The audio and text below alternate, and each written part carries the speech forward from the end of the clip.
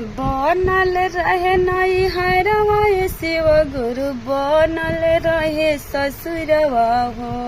बनल रहे नैहरवा शिव गुरु, बनल रहे ससुरवा हो। ऐसन वरदानवा दिह शिव गुरु, सजल रहे मोर सिंदूरवा हो। ऐसन वरदानवा दिह शिव गुरु, सजल रहे मोर सिंदूरवा हो। नैहर में दिह भाई रे भतीजावा, ससुर में लौरा देवरवा हो।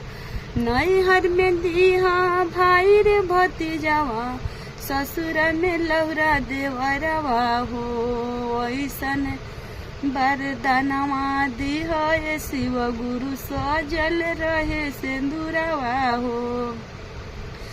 ऐसन वरदानवा दिह शिव गुरु, सजल रहे मोर सिंदूरवा हो।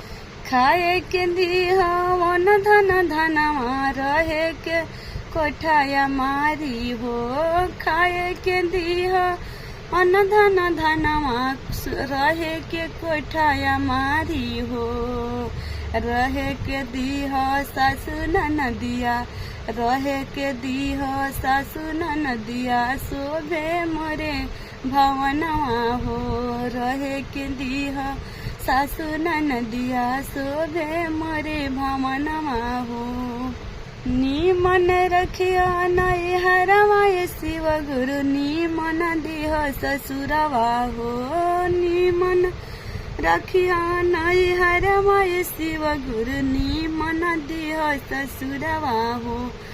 ऐसन वरदानवा दिह शिव गुरु, सजल रहे सिंदूरवा हो। ऐसन वरदानवा दिह शिव गुरु, सजल रहे मोर सिंदूरवा हो। पति के दिह गाड़ी मोटर गाड़ी, ऊपर से दिह नौकरिया हो। पति के दिह गाड़ी मोटर गाड़ी, ऊपर से दिह नौकरिया हो। गोदी में दिह ललनवा, हमके खेले हो आंगनवा हो।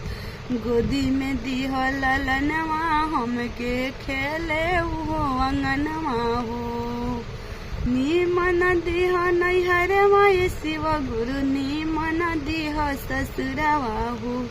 नीमन दिह नैहरवा शिव गुरु, नीमन दिह ससुरवा हो। नीमन ऐसन वरदानवा दिह शिव गुरु, सजल रहे सिंदूरवा हो।